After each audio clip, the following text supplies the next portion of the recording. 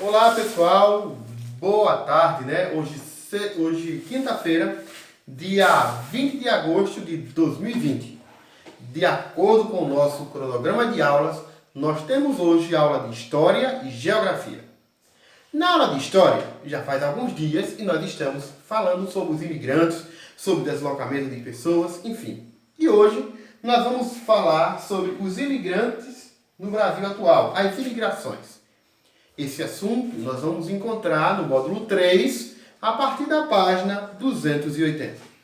Convido você a abrir o seu módulo e vir comigo mergulhar nesse universo de conhecimento.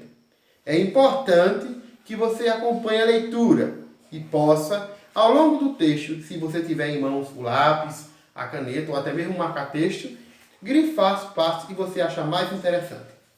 Espero que você já tenha pego o seu módulo, porque agora eu vou pegar o meu e nós vamos começar essa leitura. Vamos lá. As imigrações no Brasil atual. Só antes de nós iniciarmos, eu só quero dizer para vocês, aliás, relembrar que quando eu falo em imigração, eu estou me referindo a alguém que veio de outro país para o Brasil. E quando eu falo em emigração, eu estou falando de alguém que saiu daqui para outro lugar. Certo? Então, se eu estou falando de imigração no Brasil atual, eu estou falando de outras pessoas, de outros países que estão vindo para o Brasil atual. Certo? Vamos lá. Nato, as imigrações no Brasil atual. Na atualidade, existe um grande número de pessoas que deixam seus países e migram ao Brasil. Os motivos para essas pessoas mudarem de país podem ser variados, como a busca por melhores condições de vida e a procura por oportunidades de empregos. Como nós vimos desde quando começamos a falar sobre o deslocamento das populações, algo que sempre motivou uma pessoa a sair de um local para outro é a busca por melhores condições de vida, oportunidade de emprego e de crescimento. Aí a gente pode parar para pensar um pouco. Peraí, o governo brasileiro vive o tempo todo falando dos problemas sociais causados pelo desemprego. E mesmo assim, ainda hoje, existem pessoas que estão vindo de outros países para trabalhar no Brasil. Por quê? Existem fatores que contribuem para isso. E dentre esses fatores está a falta de capacitação técnica. Infelizmente, a maioria dos brasileiros não se capacitam, não se preocupam em estudar, em ter uma profissão para conquistar um emprego. E é por isso que, antes de nós continuarmos essa aula, eu convido a você a ter maior interesse pela escola, pela aprendizagem, porque é somente o conhecimento, esse que nós estamos produzindo, que nos dará um futuro promissor, como profissionais, seja a área, e vai evitar que a gente sofra. E assim como os imigrantes que vêm de outros países para cá em busca de uma oportunidade, nós temos que ir para outros lugares em busca de uma saída para a nossa subsistência. Continuando o assunto. Na imagem, nós temos, segundo a descrição, imigrantes da Bolívia vendendo produtos típicos de seu país na cidade de São Paulo em 2012. Essa imagem, ela mostra alguns bolivianos vendendo produtos bolivianos na cidade de São Paulo. Por que isso acontece? Por que isso aconteceu? Vamos lá. Observando aí Vivendo Valores, diz o seguinte: os imigrantes buscam se integrar à sociedade quando se instalam no Brasil.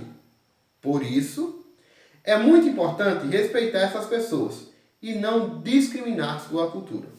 Outro fator que a gente deve estar atento é o respeito ao outro. Independentemente da nacionalidade, não é porque ele não é brasileiro que ele não deve ter espaço aqui. Muito pelo contrário. Nós precisamos ceder a ele, sim, o espaço de cidadão. Porque assim como nós, ele assume a mesma condição humana de pessoa que pode evoluir ou retroceder. Pessoa que pode ser profissional, seja o que for, mas que merece o respeito por ser pessoa. Então é importante também que nós mantenhamos esse cuidado de respeitar o outro. O de outro país, o de outro lugar e o da nossa própria casa, da nossa própria terra. Certo? Continuando aí, onde tem assim, o caso dos refugiados.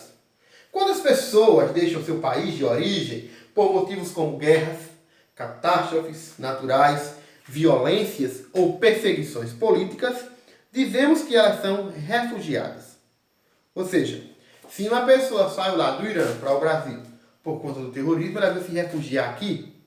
Se uma pessoa saiu de um outro país por conta de questões políticas, opressão de imperadores, de presidentes severos para o Brasil, ela está aqui como refugiada. Ela veio se refugiar, ela veio se esconder, né? Veio tentar se livrar daquele mal que a estava perseguindo, certo? E a estava oprimindo no seu país de origem, tá bom? Continuando. Por estar em situação de perigo e insegurança, um refugiado deve receber suporte e auxílio para que possa se estabelecer no país de destino. Existem muitas leis internacionais que buscam garantir esses direitos aos refugiados. Porém, nos últimos anos, vários países têm recusado o acolhimento de refugiados, deixando essas pessoas sem nenhum tipo de auxílio. Isso não é a questão do Brasil. O nosso país, ele tem se tornado um exemplo histórico desde muito tempo como um país acolhedor de refugiados. Então, nós não estamos, acredito, nesse índice, nós não estamos nessa estatística, tá bom? Desses países estão se recusando a receber os refugiados. As pessoas que tentam fugir das opressões que existem no seu país de origem em busca de liberdade, de qualidade de vida nos países, tá bom? Na página 281, nós temos um texto falando sobre os haitianos no Brasil. As pessoas que vieram do Haiti aqui no Brasil. Vou ler para vocês. O Haiti é um país extremamente pobre, que fica localizado na América Central. Em 2010, o Haiti sofreu um grande terremoto que causou muitas mortes e deixou milhares de pessoas desabrigadas. Dessa forma, nos últimos anos, um elevado número de haitianos tem imigrado para outros países, inclusive para o nosso, o Brasil. Quando chegam ao Brasil, muitos haitianos têm dificuldade em se adaptar. Porém, diversas iniciativas têm colaborado para promover a integração dessas pessoas à sociedade brasileira. Observe o exemplo abaixo. No exemplo abaixo, nós temos uma plataforma online, não é? Falando em prol do Haiti aqui no Brasil. Alguns sites, moradia está dizendo aí. Algumas instituições e empresas disponibilizam vagas de emprego legalizadas para haitianos no mercado de trabalho. Dessa forma, eles podem pagar suas despesas e viver em melhores condições no Brasil. Outras instituições organizam aulas de língua portuguesa para ajudar na integração dos haitianos entre os brasileiros. Mesmo com essas iniciativas, muitos haitianos passam por dificuldades para se adaptar no Brasil, sofrendo inclusive com o preconceito. O preconceito, de acordo com a descrição que consta no rodapé do módulo, consiste na atitude de desrespeito e discriminação em relação a outras pessoas. Aí na página 282 vocês têm as atividades, certo? Espero que vocês tenham entendido. Para maiores informações e ampliação do conhecimento que o livro já traz, vocês podem sim pesquisar na internet e em outros recursos. A pesquisa é fundamental para o nosso crescimento, certo? E a construção do conhecimento. Vamos agora para a aula de Geografia. Volto já já. Gente, complementando a aula de História e retomando a aula de Geografia, como nós já concluímos o módulo de Geografia, inclusive umas atividades, essa semana, continuando nosso projeto Folclore, que se encerra amanhã, nós vamos falar um pouco sobre as lendas. Esse tema lenda é um tema que envolve história e também vai envolver geografia. Por quê, professor? Porque essas lendas, nós vamos ver que elas se diversificam de acordo com as regiões. O que é que eu quero que vocês façam em geografia? Vocês vão fazer uma pesquisa, tá? E vão distribuir quais são as lendas que existem na região norte, na região nordeste, na região sudeste, na região sul e na região centro-oeste. Vocês vão fazer uma lista das 5 regiões do Brasil, que são norte, nordeste,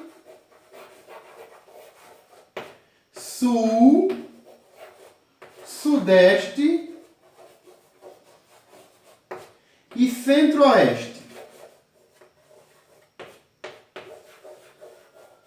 Vocês vão fazer um quadro, né? Uma lista dizendo quais são as lendas as lendas folclóricas que predominam na região norte, as que predominam na região Nordeste, as que predominam na região Sul, as que predominam na região Sudeste e as que predominam na região Centro-Oeste. Tenho certeza que ao pesquisar sobre essas lendas nessas regiões, vocês vão ainda aprender outros aspectos geográficos e históricos relacionados a cada região. Por isso, desejo a você uma boa pesquisa. O resultado dessa pesquisa deve ser apresentado em uma videotransferência, ou seja, vocês vão gravar um vídeo apresentando para mim quais são as lendas de cada região. E depois que você gravar um vídeo e distribuindo as lendas por regiões, você vai escolher uma das lendas e vai desenhar a figura, o personagem folclórico daquela lenda. Espero que vocês tenham entendido a mensagem. Mas, havendo dúvida, já sabe, podem deixar aqui embaixo no balãozinho da plataforma ou logo mais tirar comigo às 15 horas pelo Google Meet. Um abraço no coração de todos, boa aprendizagem e até amanhã, se Deus quiser. Tchau, tchau. Forte abraço.